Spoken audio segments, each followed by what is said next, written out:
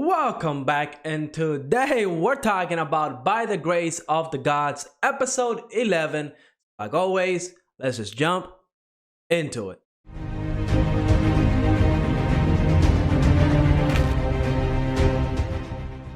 Episode 11 of By the Grace of the Gods is one of those episodes that I actually enjoy quite a lot because I love when episodes do like the little world building, right? In this episode, we're seeing a little bit more than just taming monsters. We see that you can actually share your sensations with the monster. Essentially, you get to see the world with the perspective of the monster's eyes. Of course, you cannot do this with slimes. Reinhart, I believe he explained that slimes, they don't have any sense of smell, touch, or eyes to see. So it's really hard to have that shared sensation with the slime. That's why Ryoma and Elia are training with birds. And of course, Ryoma was able to do it fairly quickly, and it was awesome. But that's not the part of the episode that I actually loved.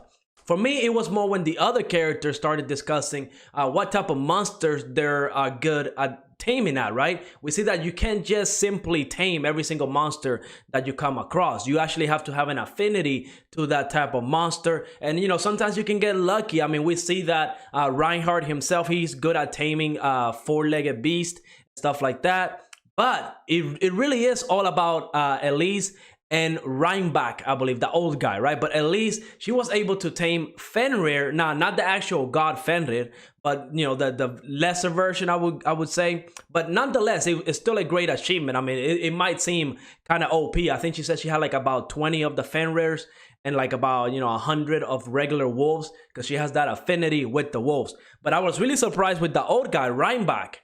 He has dragons. He has about 20 dragons, or I believe Elise said that he has about half of his 20 monsters that he has tamed. About half are dragons. So definitely OP. Every RPG game that I have played, dragons are 100% kind of like the top of the food chain type monster. So the fact that Reinbach can actually tame dragons, and he has a lot of them, should definitely tell you how strong he will be in some type of combat situation. Because we learn in this episode that is really just more about the contract itself, right? It's a two-way contract, right? It works both ways. The person that does the contract can sense when the monster is in danger, and the monster can sense when the person that made the contract with the monster is in danger, right? They can share those sensations. While a summoning is a little bit different, because when you summon a monster, it's a one-way ticket, right? Like you just summon the monster does whatever it needs to do. But now, before we continue with this episode, let me remind you to like and subscribe. It definitely helps the channel out. And of course, I greatly appreciate it. Now, of course, this whole taming thing, this whole world building thing was awesome. I loved it. But really, this episode was also about the lemur birds. And I have to say, the adventure that kind of ruined everything for everybody, those are the type of adventures that I hate, right? Those are the type of trolls in games and stuff like that they just kind of ruin it for everybody because they can't do what they need to do. We know this episode, in order to tame the lemur birds, you have to like play music. They have to like your music. And that kind of makes the whole contract thing a little bit easier to deal with. That's why we see Ryoma kind of training with the guitar. I didn't even know they had guitar in this world. So I'm guessing that either they do have guitars or Ryoma kind of invented it. So honestly, I thought Ryoma was going to come in and he was going to tame every single lemur bird out there. I thought he was going to do like an overkill taming contract with all these different monsters. But that was not the case because of one single adventurer. That's messed up. I really hated that character because he was just so useless.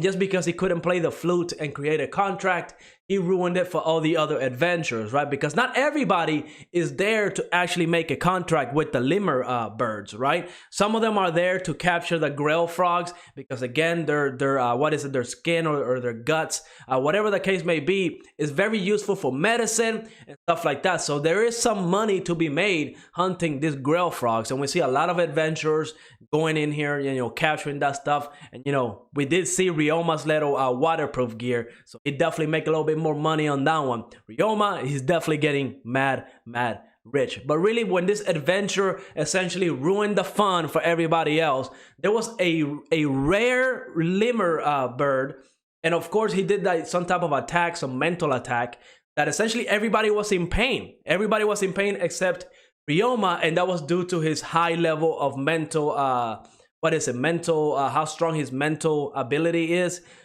We all know why, because this dude used to have like the rough day every day in his real life when he was back in the real world, in our world, just dealing with the way people treated him, being alone.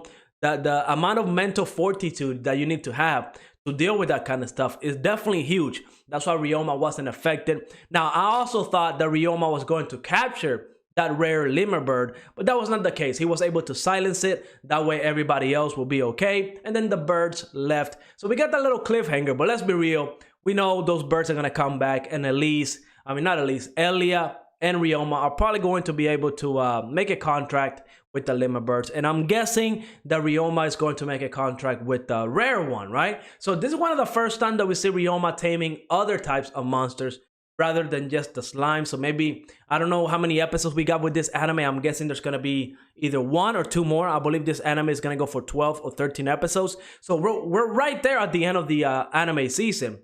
So I definitely need to start thinking what I'm going to be making videos for the winter of 2021, because that season is packed. So definitely going to need your help on that one. But yeah, seeing Ryoma kind of, taming those monsters is probably going to happen in episode 12. And we'll see where it goes, right? We'll see where it goes, because I don't think we're going to get like a huge cliffhanger. I don't know if this is adapting like a light novel or a manga, but what are the chances that we actually are going to get a season 2? Could happen, it could not happen. We'll see when we get there. But this episode, I liked the world building. I like how we learn more about the taming monsters, that side of the world. I like when animes do that, and I appreciated it for this episode. But let me know in the comments what you thought of this episode. And like always, leave a like, subscribe, and I will see you on the next episode.